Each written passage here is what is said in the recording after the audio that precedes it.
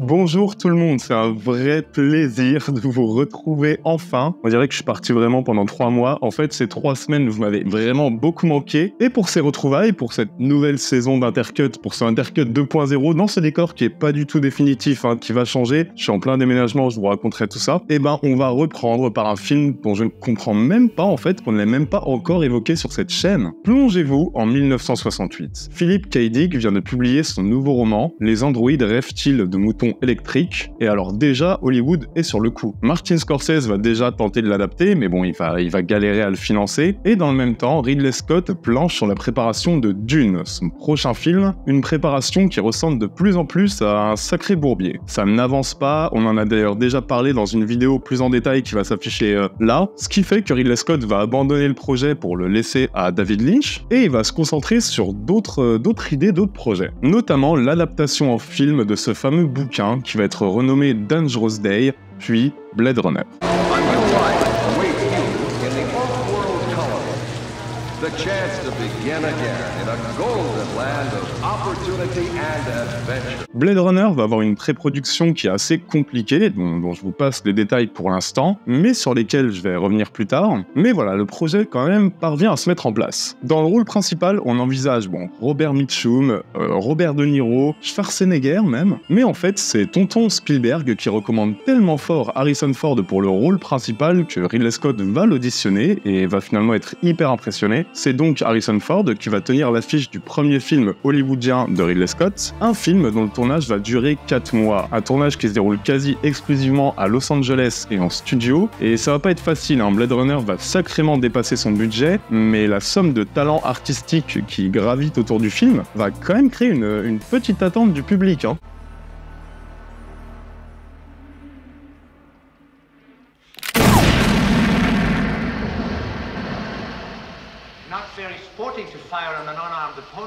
Blade Runner va sortir en salle aux États-Unis durant l'été 1982. Finalement, ça va pas être Jojo, quoi. Parce qu'en même temps, il va sortir en même temps que The Thing, que Star Trek 2, et surtout que E.T., qui laisse de la place à personne dans la science-fiction. E.T., c'est un tel raz-de-marée quand il sort, il y a aucun autre film de science-fiction qui peut survivre au box-office quand E.T. l'extraterrestre sort. Donc c'est difficile, dans cette espèce d'embouteillage de science-fiction, de proposer une sorte de film noir, futuriste, mélancolique et désespéré. Avec un budget de 28 millions de dollars, Blade Runner va à peine dépasser les 40 millions. Un échec qui va quand même pas l'empêcher de devenir peu à peu culte dans le cœur des cinéphiles, jusqu'à devenir le monument qu'on connaît aujourd'hui, un monument qui est quand même souvent cité comme l'un des plus grands films de science-fiction américains. 6, 7, go to hell or go to heaven. Tout avait déjà été dit sur Blade Runner, sur cet univers incroyablement riche visuellement et thématiquement, sur cette musique de Vangelis qui a tombé, sur ce monologue final culte. Blade Runner, c'est clairement un de ces films monumentaux où tous les éléments cinématographiques semblent juste s'emboîter à merveille, pour donner un film atemporel, un film qui ne vieillira jamais, et un film qui semble même, j'ai envie de dire, il semble même presque avant-gardiste, 50 ans après sa sortie. Et vous savez, Blade Runner, c'est un film qui a eu des inspirations, c'est aussi un film qui a beaucoup inspiré, et j'ai envie de vous parler des quelques inspirations assez fascinantes de Blade Runner. Aucun mauvais film ici, vous allez voir, j'ai quand même du lourd, du très lourd même, vous allez vous régaler, c'est ces films qui sont comme Blade Runner, en moins bien.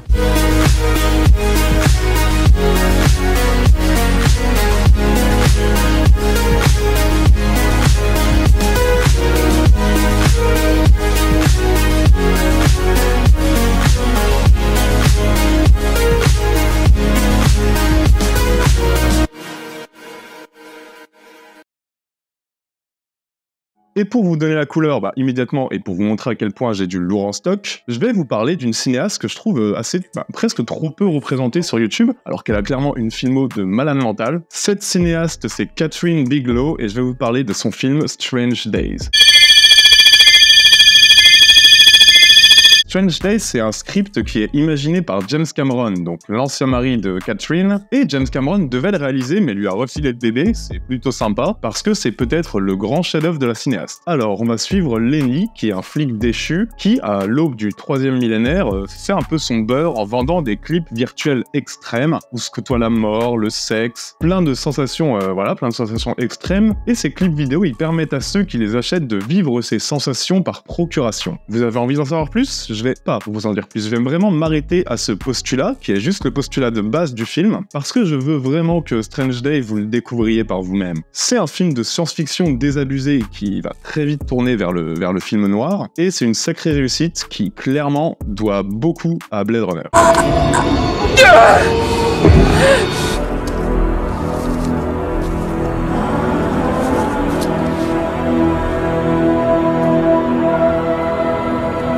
C'est un pur film noir, hein, Strange Days. C'est un film qui en reprend tous les codes du genre, avec ce héros qui est complètement défait, désabusé, avec ce rôle de femme fatale, avec cette narration qui est éclatée, qui est complètement non linéaire et qui va transformer la ville en espèce de labyrinthe tortueux et étouffant. Et à tout ce postulat de film noir, tu vas rajouter une petite touche de cyberpunk et une angoisse totale thématique de ce que peut donner le futur et la technologie entre de mauvaises mains. Donc je pense que vous voyez pourquoi je vous parle de Blade Runner quand je vous parle de Strange Day. Les similitudes sont quand même assez évidentes et on est sur un film qui a beaucoup à offrir. On est sur un film extrêmement riche, complexe, nébuleux, un film qui joue sur les dilemmes moraux et sur une ambiance crépusculaire parfaite et surtout parfaitement mise en scène.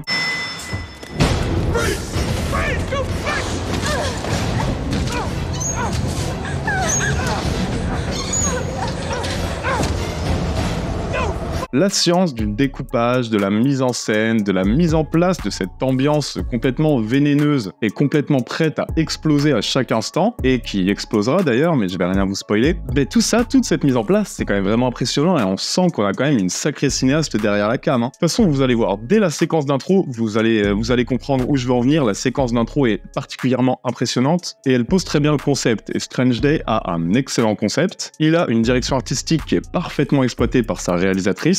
Une direction artistique, j'ai pas envie de faire une name dropping, mais en vrai, on sent qu'il y a une espèce de mix entre Blade Runner et Vidéodrome, c'est quand même assez fascinant. Et on a un casting dirigé à la perfection. Moi, je pense que vous vous rappellerez longtemps, par exemple, de la prestation de Ralph Fiennes. Non, clairement, foncez sur Strange Days si vous l'avez pas vu. J'ai essayé de vous en dire le moins possible. Découvrez-le, vous allez vous régaler. Comme vous allez vous régaler d'ailleurs avec toute la filmographie de Catherine Bigelow.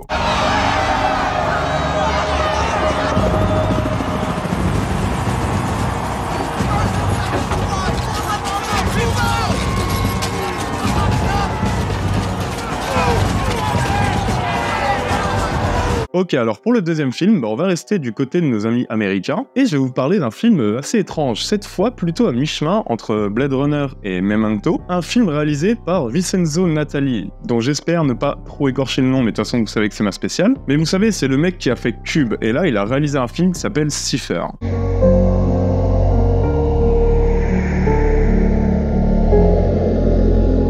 On va donc suivre l'ami Morgan. L'ami Morgan qui, pour pimenter un peu sa vie, a une belle idée de merde. Il va choper un nouveau job, il va intégrer une étrange société qui s'appelle Digicorp, qui va peu à peu faire de lui un espion industriel chargé complètement de changer d'identité, de s'infiltrer chez la concurrence et de rapporter tous les secrets de la fameuse concurrence à son patron. Ça commence mal et en plus, à côté de ça, il va se retrouver plongé dans une machination vertigineuse où va s'entremêler femme fatale, conflits politiques, lavage de cerveau, frontières très floues entre fiction et réalité. Bon, bref, pas mal de thèmes qui sont quand même vraiment assez chers à Philippe Cadic. Je pense que vous voyez pourquoi je parle de ce film-là. Et vous allez voir, on a droit à un bon petit film, un sacré petit film même, qui est très très conscient de ses qualités.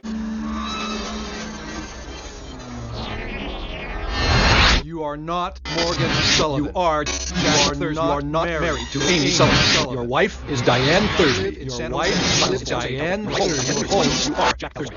You do not live. Cipher, c'est un film qui sait ce que le spectateur est venu chercher et qui va lui donner sans se poser de questions en fait. Par un scénario très malin, très rythmé, très retors aussi. Un scénario qui va prendre un malin plaisir à devenir labyrinthique, à multiplier les fausses pistes, à te perdre dans une sorte de labyrinthe labyrinthe de souvenirs complètement factices et en fait à te perdre dans l'espèce de brouillard total où évoluent tous les personnages. Donc une écriture très efficace pour un film qui dure 1h30 et un film qui est très bien mis en scène, qui est très très bien photographié également, il faut que j'insiste là-dessus. Je pense que vous le voyez rien qu'aux images et c'était là où Cube par exemple m'avait fait un peu grincer des dents. Là je trouve que non, je trouve que la photographie est maîtrisée, qu'elle est plaisante et si tu rajoutes à ça le fait que le film peut compter sur un casting impeccable, un casting qui n'a aucune star mais qui a des acteurs qui sont très bien dirigés, donc qui jouent très bien, bah ça marche. C'est un film ambitieux, mais un film qui est très honnête avec son public. The whole thing is just a ploy to keep you all distracted, to not realize what's really going on. What is really going on? If you want answers, take the shot. Du coup, moi, je me pose la question, pourquoi Cipher est si peu reconnu, en fait? Ça paraît étonnant avec les qualités que j'ai données. Ben, j'ai pas trop de réponse, en fait. Peut-être qu'il n'y a pas de tête d'affiche et c'est ça qui pose un peu problème pour le grand public. Peut-être aussi, je sais pas, que c'est à cause de ce budget très restreint qui se ressent quand même, allez, on va dire, qui se ressent le temps de quelques VFX, ça c'est vrai. Mais clairement, quiconque aime les bouquins et les obsessions de Philippe K. Dick, quiconque aura envie de les voir traités sous forme de thriller / film noir, sans prétention, mais efficace, bien foutu, bien pensé, bien rythmé, juste idéal pour passer une soirée quoi en fait. Ben cette personne devrait foncer sur Cipher. Je l'ai découvert pour cette chronique, je vous avoue, je savais même pas vraiment à quoi m'attendre, parce que les quelques films du réal que j'ai vus, dont Cube, clairement pas transporté, mais ici non, c'est quand même une sacrée belle surprise. Donc ouais, foncez et vous donnez-moi des nouvelles, dites-moi ce que vous en avez pensé en commentaire, de toute façon je les lis tous, vous le savez, et je suis très curieux. One last question, right? Sure. Are you a double agent? Bon, on a beaucoup parlé de cinéma américain, non? Vous trouvez pas? Du coup, pour la suite, je vais faire un petit écart, les copains, je vais faire un petit écart du côté du Japon. Japon qui est, jamais très loin dès qu'on parle de cyberpunk en même temps, vous allez me dire, vous auriez raison. Et je fais un petit écart, mais en même temps, je m'interdis rien. Eh, c'est Intercut 2.0, les gars, on s'interdit rien, on s'amuse. Je vais vous parler d'une série, pas d'un film, une série d'animation, les gars, et une série qui clairement n'existerait pas s'il n'y avait pas eu Blade Runner. Mais ça, c'est assumé, c'est clairement assumé dès le premier épisode. Bref, c'est une série au concept assez dingue qui s'appelle Psycho Pass.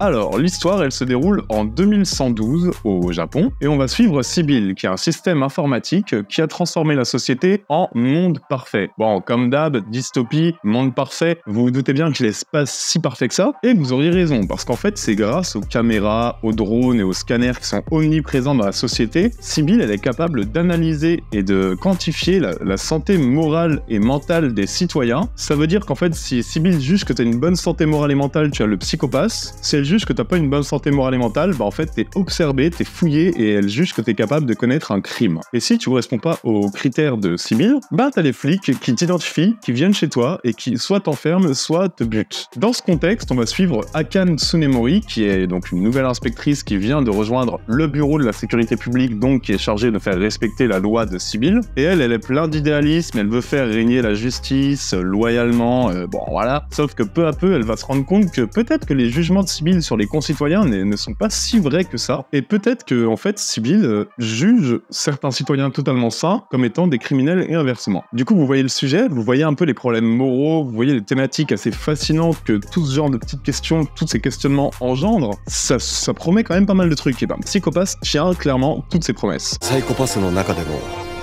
特に凶暴性や道徳感情に関わるものを犯罪係数と呼ぶ。犯罪係数が高ければ高いほどいつか犯罪を起こす可能性が高い。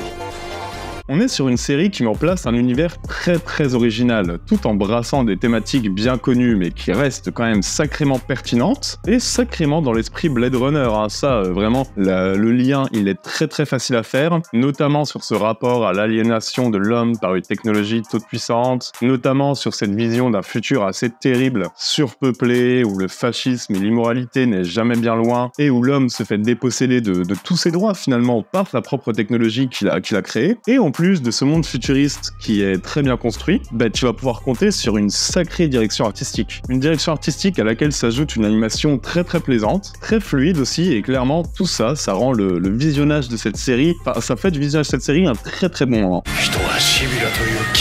全能な神を作った。だがその神を殺すのも人だ。C'est dark, c'est cyberpunk, donc ça fait toujours plaisir à prendre. Ça pêche parfois, je vais pas vous mentir, par la caractérisation de certains personnages.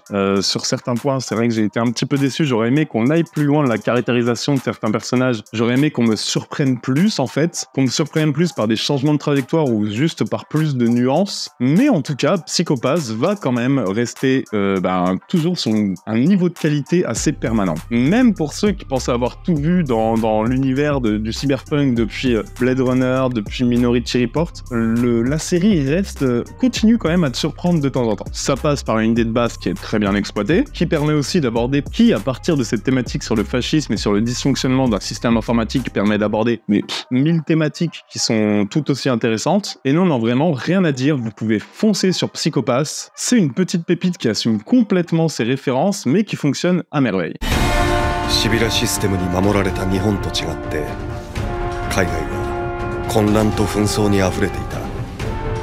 Pour tous ceux qui aiment les coulisses du cinéma, le making-of, etc., regardez le grand making-of sur Ridley Scott même et sur Blade Runner, qui s'appelle Dangerous Day. Dangerous Day Making Blade Runner, en fait, qui te montre toutes les galères que Ridley Scott a eues pour monter son premier film hollywoodien. Je le mentionne par là en bonus, mais c'est vraiment assez fascinant de voir les coulisses d'un film qui est devenu évidemment culte, et qui, vous allez voir sur le tournage et sur la pré-production, n'était pas assuré de l'être. Hein. Vraiment, le tournage et la production de Blade Runner, c'est un cas d'école, c'est fascinant. Ça permet aussi de mieux comprendre à quel point Ridley Scott est intelligent dans son rapport au studio et dans son rapport aux contraintes hollywoodiennes. Un making-of génial qui se regarde très facilement et qu'il faut absolument découvrir. Et j'aurais aussi pu vous parler d'un film qui est à l'affiche actuellement, mais que je garde pour plus tard pour Intercut. Ce film, c'est The Creator de Gareth Edwards, et je vais pas vous en faire une critique, je garde le sujet pour un éventuel portrait de Gareth Edwards et pour qu'on analyse à quel point ce film s'inscrit parfaitement dans sa filmo, mais évidemment, ceux qui ont aimé Blade Runner, foncez voir The Creators. D'ailleurs, c'est un film qui a besoin d'être vu au cinéma. À l'époque où j'enregistre cette vidéo, ça marche pas très bien pour lui au box-office. Il faut aller soutenir ce film. D'ailleurs, il faut aller soutenir ce réal tout court. Je vais faire un portrait sur Gareth Edwards, j'en suis presque sûr. Il faut juste que je trouve l'angle d'approche. Mais je garde The Creator pour ce moment. Mais il faut aller voir ce film. Si vous avez aimé Blade Runner, vous allez vous régaler.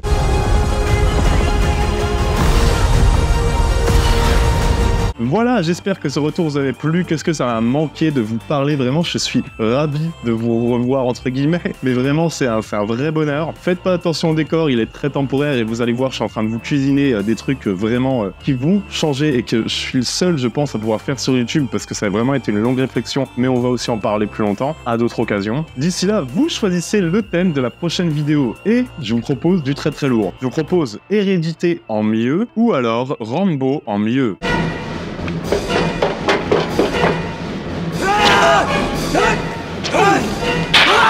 Dites-moi ce que vous préférez dans les commentaires, abonnez-vous, mettez la cloche, n'oubliez pas de partager cette vidéo. Nous, on se retrouve très bientôt, prenez soin de vous, bisous.